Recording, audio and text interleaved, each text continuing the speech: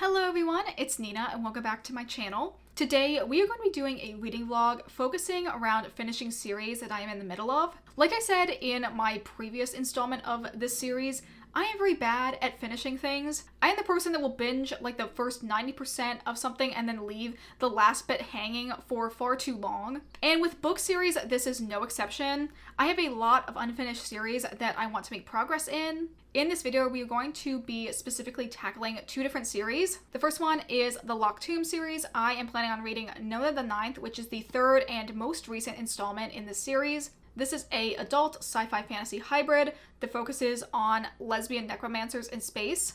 I am very unsure about what this book is going to hold, since I do know some kind of like the background context for why this book came into existence. Originally, the Locked Tomb series was pitched as a trilogy, but then this book was kind of inserted in the middle of that. So now it is a 4-book long series, with the 4th book still yet to be announced when it's going to actually come out. So I was a bit hesitant about starting this book since I don't know what the ending is going to leave off on, and then not have any like clear end in sight for when we're going to get the 4th book. But my wife actually already listened to the audiobook version of Nona and really liked it. So I figured I would like to be on the same level of like spoilers that she is so that we can like discuss the books together. So I decided to go ahead and start Nona now. The other book series I'm going to be making progress in is I'm going to be reading the next book in the Vampire Chronicles series by Anne Rice, which is The Queen of the Damned. This is the 3rd book in the kind of like original trilogy of the Vampire Chronicles, although the series has been extended to have like I think around 13 books in total. These are adult kind of like urban fantasy books that follow a couple different vampires, but primarily are told from the perspective of this vampire named Lestat. And all of the books are in-universe books that are published by Lestat or another one of the vampires, kind of telling a different story of things that have happened to them. This one is kind of like a two-parter with the previous book, The Vampire Lestat, which the previous book kind of ended on a cliffhanger involving this character who is the Queen of the Damned. I previously read the first 3 books in the series back in high school, but I've honestly have like almost no recollection about the stuff that happens in this one. I think back when I was like a 15-year-old, a lot of things just really went over my head. But now when I'm almost double that age, I feel like I will be able to understand and appreciate these books a lot more. When I reread The Vampire Lestat in December, I absolutely loved it and gave it 5 stars. So I have very high hopes for this next book in the series. So these are the 2 books we are going to be primarily focusing on in this video. I'm going to get started on reading these, and I will come back to you guys soon with my first update.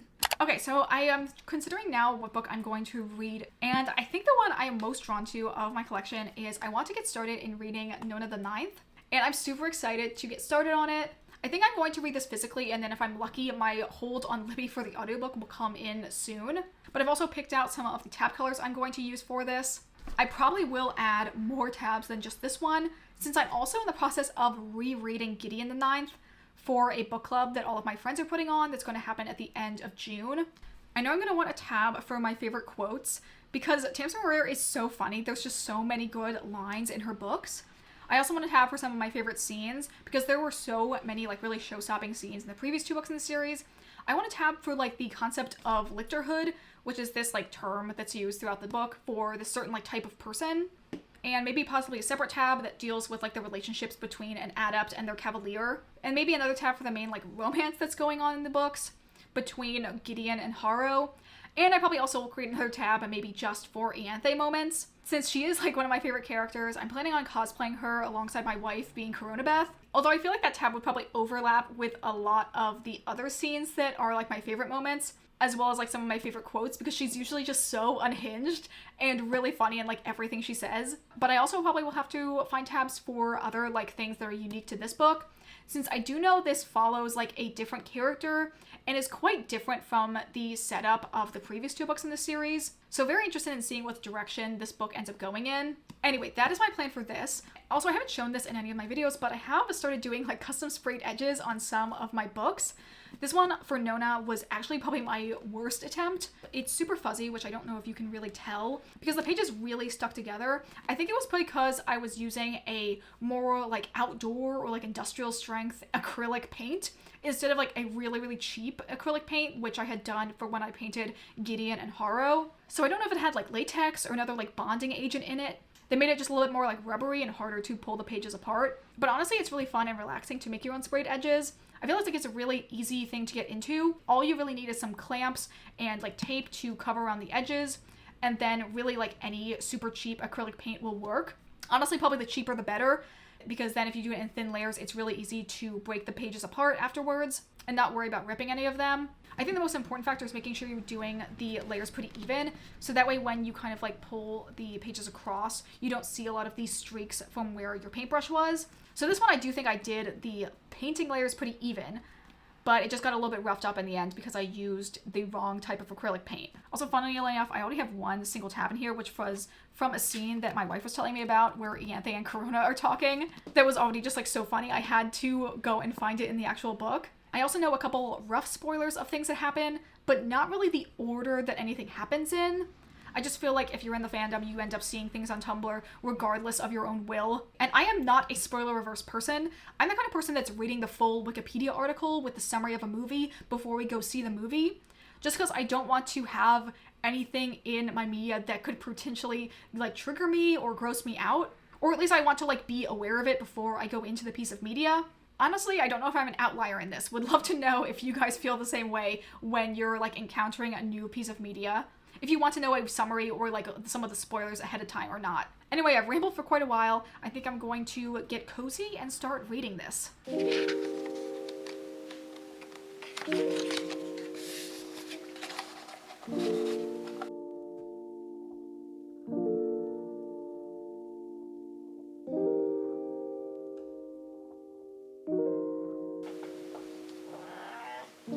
Oh my god.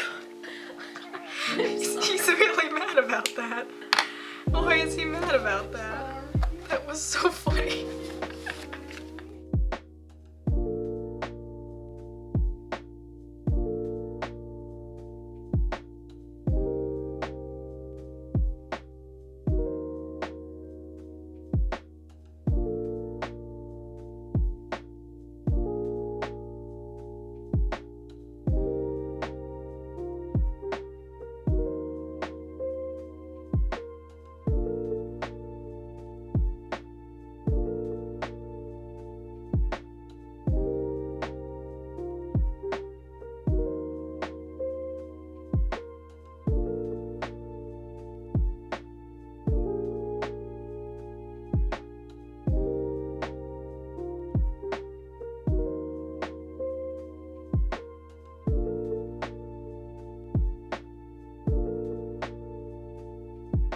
So I wanted to give you my first update for this reading vlog, as I have made a lot of progress in reading Nona.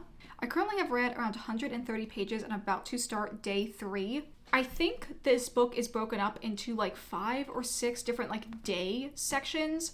And at the part I'm at right now, we're about like maybe a fourth of the way through the book. I think this book's a little under 500 pages, and then plus the short story at the end, it pushes it over 500. I do want to give a somewhat more detailed summary on this because it is so different from the previous two that I don't really feel like it's a spoiler to talk about what the setup for this book is. This book is very different from its narration and what is going on with the plot, but basically it is following this new character of Nona, who essentially just like woke up in this body 6 months ago, has no idea who she is or where she came from. It's not really clear in the plot if Nona is a previous character that we've met that has amnesia, or if she's like some random person's soul who's gotten stuck in a character we know's body, or like some other combination of a person that we know who's now lost their memories and is in someone else's body. There's a lot of like weird body swapping, soul manipulation stuff going on in this series already. So yes, Nona has woken up, has no idea who she is, and she's being cared for by 2 characters that we have met in previous books, and all 3 of them are essentially living in this like refugee camp / war-torn city. Nona is a very different main character compared to Gideon or Haro because she is like just so pure and nice and happy. Her whole thing is that she's not really like jaded by the hardships of the world around her. She's always very like glass half full and is thinking about how she is so lucky that she has her little found family and all of her friends at school. The school part is very funny. Nona gets like a role as being a teacher's aide, and while she's there, she basically gets selected by this kind of like clique of rowdy children who want her to join them and be their friend. and they are all so funny. They all have like pretty ridiculous names. But then the most normal one is this 7-year-old who is named Kevin, who's really, really cute. She also was taking care of the science teacher's dog, who is on the cover here, who is a 6-legged dog named Noodle. Adorable, perfect creature. We already love him. Besides the notice section of the book, there will occasionally be maybe like 4 chapters so far that we've seen that are named like John 16:9 or John 4:23, kind of in the format of Bible verses. And those are telling the story of this character, John, who we have met in the previous books. And he is basically someone that is pivotal in setting up the entire plot of the series. And we're kind of following him in his life before everything that happened in the main story and how his like abilities kicked off that pivotal event. Trying to be a little bit vague here in terms of like what his relevance to the story is. I feel like those chapters are really interesting because they're helping us see some characters that we've only like heard about in like passing or have been talked about really tangentially, and it's giving them more like character development and sort of fleshing out what their role was in the original story. But I'm really interested in seeing where the story is going to go now. The Nona storyline so far has been pretty slice of life of just her going to school and her life with the 2 other characters she's living with. But it seems like things are starting to get rougher in the city that they're living in, and she has to be a lot more cautious about where she's going. And the people who she is living with are starting to get a little bit antsy and think that it might be time for them to all try and find a new home. I'm really interested in seeing what's going to go on with the rest of the book. We pretty much know where like the final confrontation is going to go because in the start of each of like the day 1, day 2 headers, it basically has a countdown until this very pivotal moment, which is also something that Haro did where it said like 1 month before X. So you could use those headers as like a timeline towards the final like main conflict of the story. And something similar is going on here. And I'm very interested in seeing how we're going to go from where we are right now to that final ending point. So yes, that is my experience of reading Nona so far. I'm probably going to read a little bit more of this today and then maybe switch over to the next book I want to start for this vlog. But I will let you know when I have my next reading update.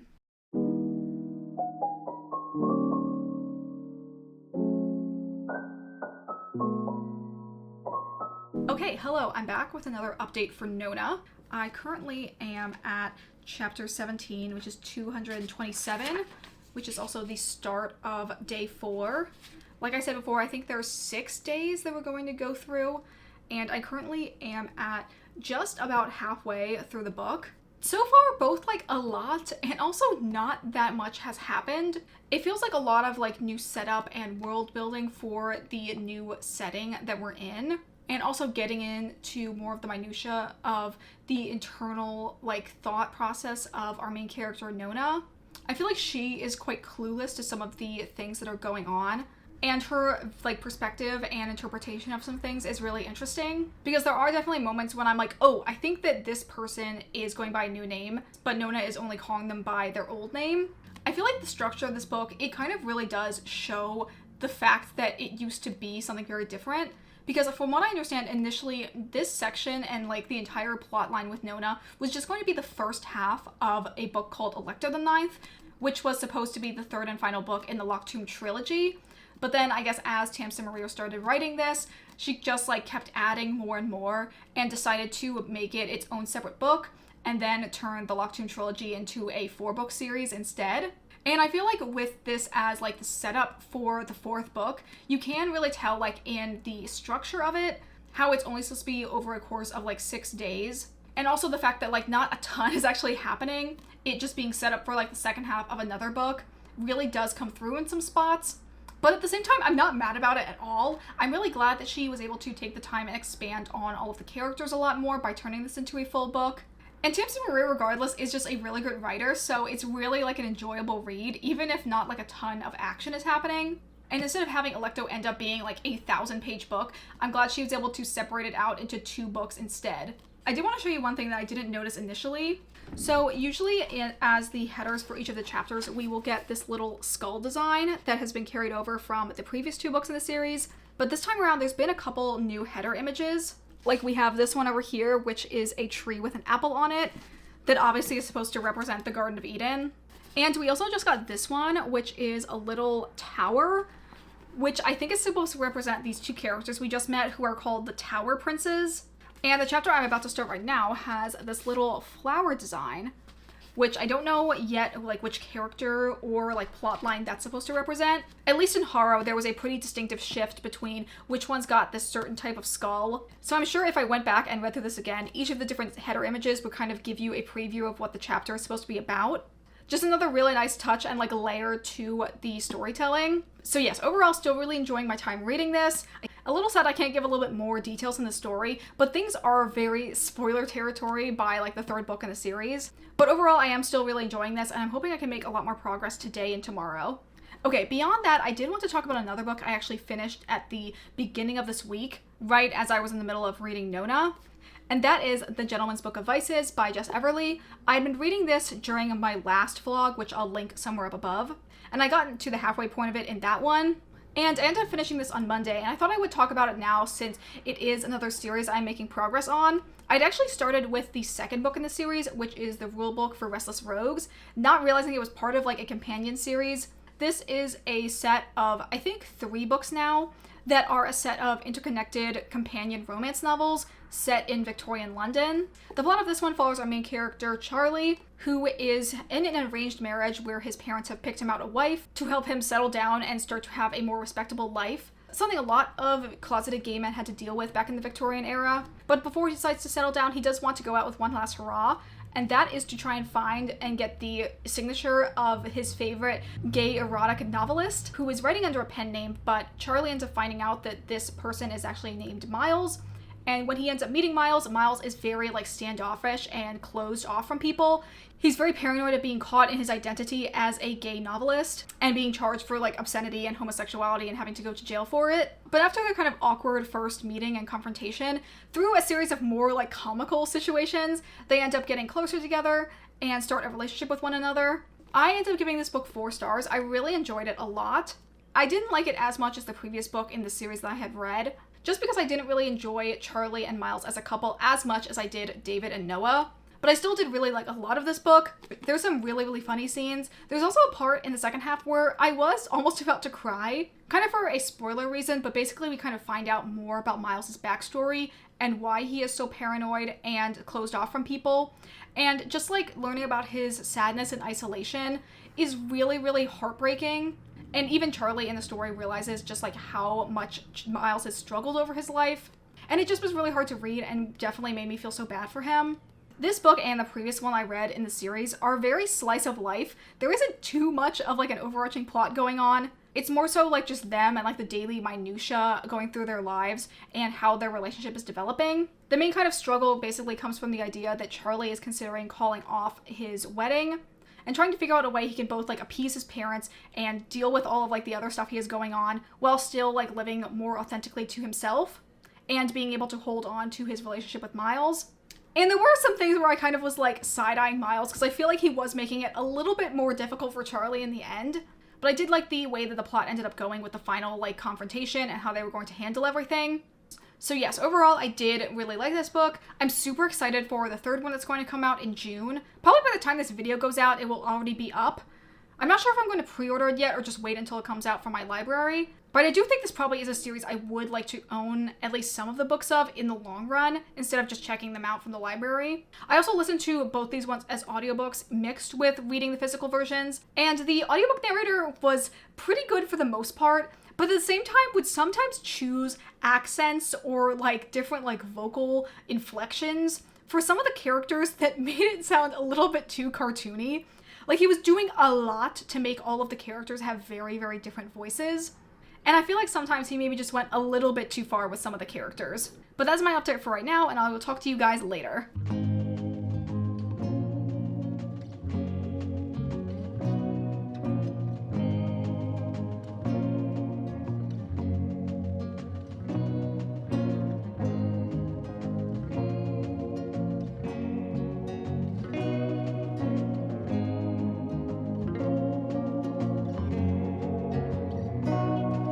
So I wanted to give you my next update for the reading vlog. It's been like 2 days now and I have made a lot of progress in my reading. I'm very far through Nona. I think I have around 150 pages left. I'm currently on page 333, which is chapter 23, and I do feel like there's still a lot of things left to talk about, but I do think I know what direction like the final confrontation is going to go in. We're definitely in like the endgame phase of the novel. We're about to meet up with a lot of like really important characters from the previous books.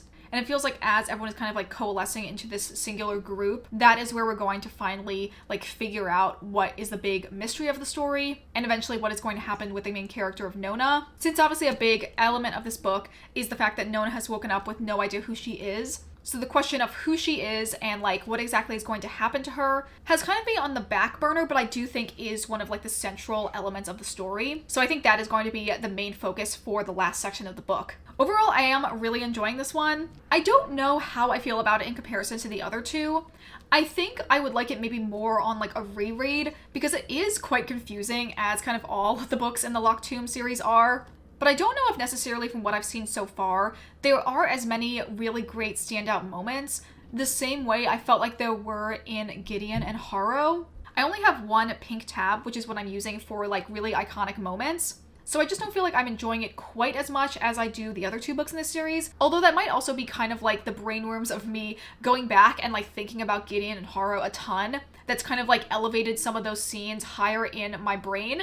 So maybe as I get more distance from Nona, I'll go back and think on some of the scenes, and they'll become more iconic in hindsight, if that makes sense. But I am still really enjoying this, and I just love all these characters and the world. And like I've said before, I really like all of the John chapters. I think all of his backstory is really interesting and really important to like the overall world building. And I feel like even though I did know some of the spoilers going into it, there are still a lot of things that have really surprised me. So overall, I am really enjoying this. I don't know if I'm going to be able to read much more today because I have to go over to my parents' house later, and I'm going to probably be busy spending time with them for the rest of the day. But this morning, I did make a little bit more progress in reading the next book for this vlog. And the other book I decided to read in this vlog is The Queen of the Damned by Anne Rice. This is the third book in the Vampire Chronicles series, which is a 13-book long series that began with the pretty famous book Interview with the Vampire, which was originally published in like 1975, I think. The overarching plot with the Vampire Chronicles follows different vampires kind of giving their life stories in different books. In the original book, Interview with the Vampire, it follows the main character Louis,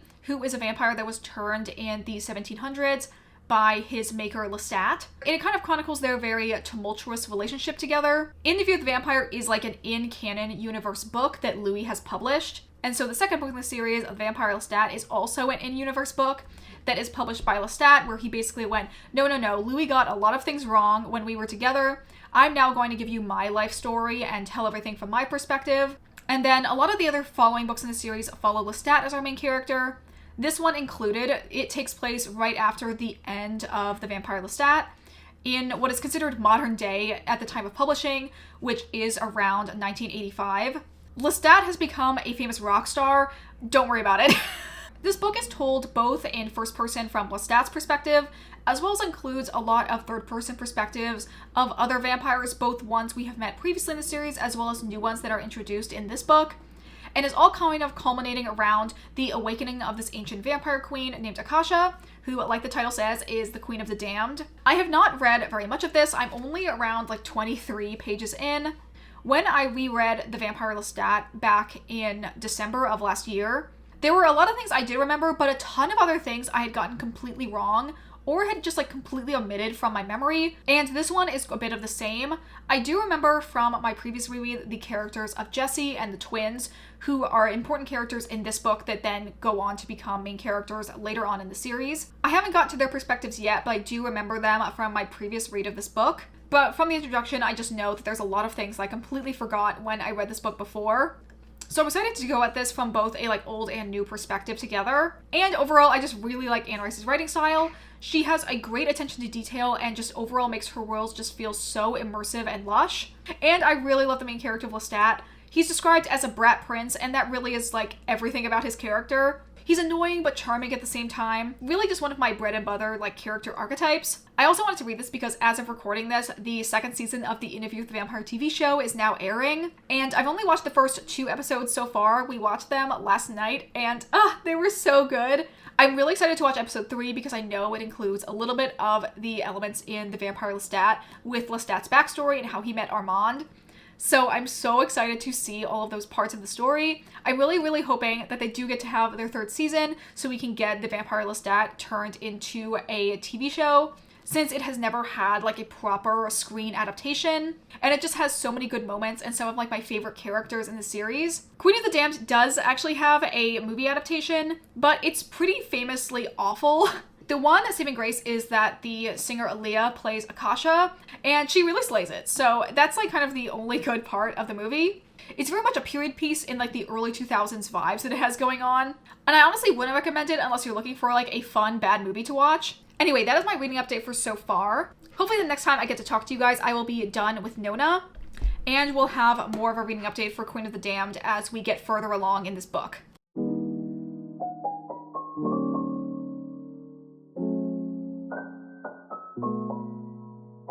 So I wanted to now give you another update with all of my reading progress. I wanted to start off with giving an update for Nona the Ninth. I currently am at chapter 28, which is page 410. And I have around 60 pages left of this book. Pretty much all of my reading since the last time I updated was done today, since I had a couple busy days of work and I haven't honestly had too much time overall to read lately. But I am really enjoying where this book is going. I also feel like I was pushing this off a little bit just because I'm really nervous to finally finish it, and then not knowing when the next book in the series is going to come out. I am like trying to like maybe drag it out a little bit more just to get as like much joy as I can from this book while I still have it unread. Anyway, since we're kind of in like the end game of the book now, there isn't too much I can talk about that isn't a spoiler. I think we just had one of the last John chapters, and I definitely had some predictions start to come true of what I thought about this one character. It definitely was executed in a way that I didn't anticipate. And there also are some other things that I'm still unsure about, but I think like all the pieces are starting to come together. We also got a interaction of Nona and this other character, and sort of the way this other character was speaking to her, kind of like as a mouthpiece for this other thing, was really interesting, and I think was helping sort of sow the seeds and connect the John chapters to the Nona chapters. And overall, I'm really enjoying the direction the book is going in.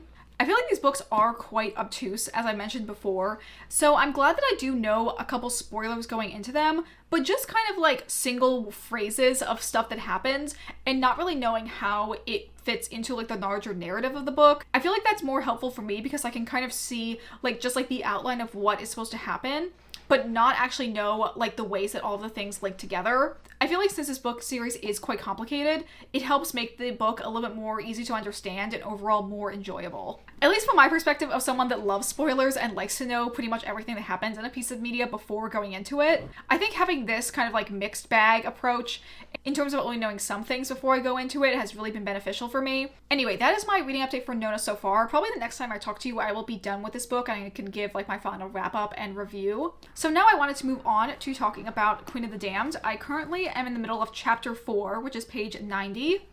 And this is the Devil's Minion chapter for those of you who have read this series. This, I believe, is the start of like a pretty important character dynamic that is quite beloved throughout the series. I want to talk briefly more about this book overall though first. First of all, I really love that all of the chapters start with a poem by Stan Rice, who is Anne Rice's husband. I really like the fact they're both writers and they're kind of like collaborating this way, and Anne Rice is bringing some of her husband's old writing into her own work. And I've also just realized as I've been reading this that there are a lot of elements that are really similar to Prince Lestat, or I guess more so Prince Lestat, which is the 11th book in the series, takes a lot of inspiration from this one in terms of its like overall structure. Some of the chapters focus on just like kind of random side characters who we've never heard of before and might never hear from again because some of them die by the end of the chapter.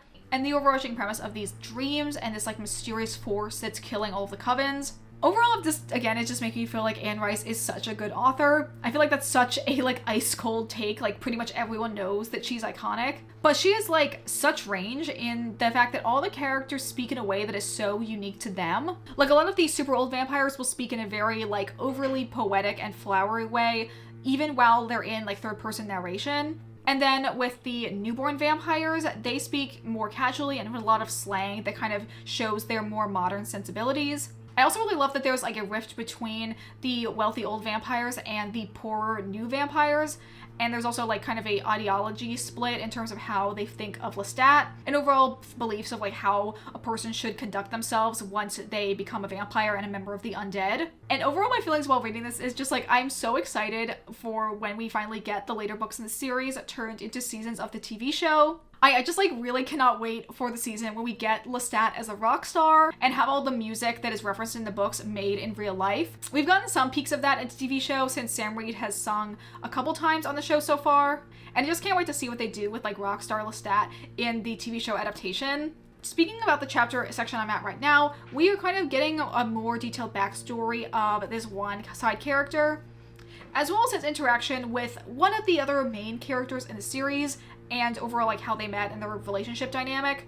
And I can't say I really am enjoying this chapter that much, mostly because this main character, I feel like I just can't really get a full grasp on him. I feel like even though I just read Vampire Lestat in December, I need to like do another reread through it and maybe like do more annotations or like write down some of my thoughts while reading it. Because this character, I feel like I like elements of his archetype, but there's just some other things where he's just a little bit unpleasant to read from, and I can't really fully get a grasp on what his personality is supposed to be. I feel like he's a very dynamic and morally great character, and a lot of his actions do make sense, but at the same time it's not necessarily like the most enjoyable thing to follow. So I don't know, I think maybe when I finally eventually read his like full backstory book, I'll get a little bit more context to all of that. But overall I am enjoying this book, and I really love Anne Rice's writing style. She has just such intense and beautiful descriptions for everything that really helps you get very immersed in the story. So I'm enjoying my time with this so far. I'm kind of doing it pretty slowly since I have been focusing on Nona as well as another audiobook that I've been listening to. But I'm hoping to get this done in the next couple weeks. Hopefully by the time I give you guys another update, I'll have made a lot more progress in this. But that is my reading update for the 2 books I'm in the middle of so far. And quickly to end off this section of the video, I actually did get a little bit of book mail that I thought we could unbox together. I ordered it from Pango Books and it came in this really cute flamingo packaging. So let's go ahead and rip into this one. Oh my gosh, it's like double packaged with the thing of priority mail. So here's the second layer I'll go through. Okay, the person selling this went hard on the packaging, but I think I almost have it out. This book looks interesting. I wonder if that's sun damage or just like a choice for the spine to be that color. Anyway, I ended up getting the second book in the Shadow and Bone trilogy, which is Siege and Storm by Leigh Bardugo. I wanted to get this specifically because I have the original cover of Shadow and Bone, and they have since done a redesign of all of the paperbacks of this series. I think they did it probably right before the release of the Netflix adaptation of Shadow and Bone, but I vastly prefer the original covers. And it's kind of been hard to find the paperbacks with the original covers. It's even harder to find the hardbacks, and they go for a lot online. But the paperbacks, I think, are still relatively around the same price as what they originally released as. At least this one in particular I got for like $7, and the paperback I have of Shadow and Bone I got from Half Price Books for probably like $3 or $4. Anyway, I wanted to have the trilogy and the original paperback covers because I do want to eventually do a reading vlog checking out this entire series, since I really love the Netflix adaptation of Shadow and Bone, and I have read the Six of Crows duology, but I never read the original trilogy that like the Grishaverse started with. Here is what the original cover looks like, and then I don't know if you can tell, but the spine is like a much more like blue toned blue versus the cover that is more teal. So I don't know if that's like some type of sun damage that this book has, or if that's something that's intentional. Otherwise, this book is in really, really good condition, and I'm super excited to get it. And now I just have to eventually comb Pango for the opportunity to find Ruin and Rising in paperback there. So that's my little book haul out of the way. And now that I'm done with my update, I think I'm going to go back into reading, and I will check back with you guys in a couple days when I have another update. So I wanted to give you my final reading update for this vlog. I have now finished Nona the Ninth, and I'm like, what am I supposed to do with myself now until the next book comes out? The ending of this book is a little confusing because the book starts transitioning into being in like an old-timey like Shakespearean English saying dost thou and stuff like that. And the dialogue shift comes from the fact that we are now in the perspective of this very old and ancient character. And it's also confusing because there are a lot of things that are thrown at us for like where the conflict for Alecto, the fourth book, is going to go. Just a lot of things that were kind of sprinkled here and there throughout the entire book. They were kind of mentioned in passing by different characters as like possibly the next big challenge that they're all going to face. But at the same time, I really don't know what is going to happen for the next book. It feels like there's so many different things going on that I really don't know how it's all going to wrap up in one book. But I really did enjoy my time reading this. I think I'm going to give it 4.5 stars. I probably liked it a little bit less than I liked Horror of the Ninth, which I gave 4.5 stars as well. But it's definitely above like a 4-star. And overall, I do really like this entire series. And there were quite a few scenes in this that I really, really loved. Here is what my final like tabs look like for this book. Mostly like different like world building tabs as well as like iconic quotes. But I don't think there was as many scenes that I really love compared to how many like iconic scenes there are in Gideon and Harrow. My other reading update is I am a little over halfway in reading The Queen of the Damned. I think I'm approaching the like 2/3 mark in this book. One of my notes I had was just Armand is the world's first street interviewer. No further comment needed. It's honestly very hard to comment on anything further in this plot without going into a lot of spoilers. We've met some more characters, mostly new, but some with connections to older ones, and all with some relevance to the overarching plot. We have started to have our first interactions with the titular Queen of the Damned. Even though I did mention I'd like the movie adaptation and Aaliyah playing Akasha in that version, I didn't really enjoy her character when I read the book the first time, but I am kind of like understanding and appreciating her character a lot more now, and I'm interested in seeing where the rest of this book ends up going, because again, I have like a vague memory of reading this back in high school, but it's not so strong. There's definitely been so many things in this book that I completely forgot about, that honestly a lot of it is feeling like I'm reading this for the first time. And overall, I'm really enjoying my time reading this. I definitely don't think I like it as much as The Vampire Lestat, for many reasons, but honestly one of the big ones is that Lestat is not in this book for a ton. Pretty much the entirety of the first part was from different characters' perspectives, and only in part 2 have we gotten a couple chapters from his perspective. And a lot of those chapters have been him in a more like dire situation, so his more like jokey fun side hasn't really been able to like shine. But overall, I am still really enjoying this book, and I'm hoping to finish it in the next week or so.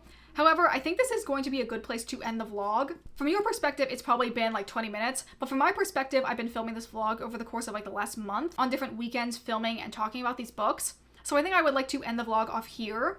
I am very pleased because not only did I make a lot of progress on the series that I've been in the middle of, I also read 2 different books that were part of my 24 books to read in 2024. I think now I have read around 10 books from that list, which obviously halfway through the year you'd hope that I would be closer to 12, but I am really pleased that I've made all the progress that I have so far, and I hope to continue reading more books in that list in the near future as well. But that is going to be it for this video.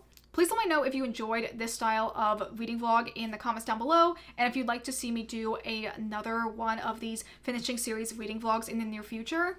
If you guys would like to see my reading updates in real time, consider following me on the story graph, which is linked in the description, as well as following my Bookstagram, which is also linked in the description. And that is going to be it for this video. I hope you all have a wonderful day, and I will see you all in the next video. Bye!